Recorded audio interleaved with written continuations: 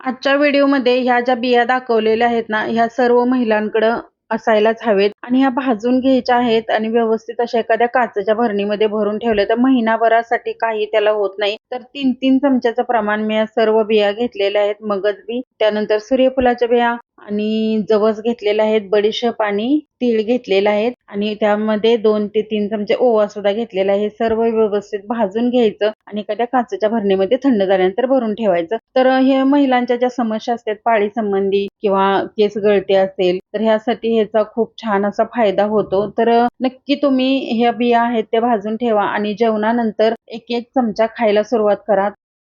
तसेच आपल्याकडे ड्रायफ्रूटचे लाडू, डिंक लाडू, मेथी लाडू, बेसन लाडू, रवा लाडू, हिरव्या मुगाचे लाडू हे सर्व लाडूचे प्रकार मिळतात.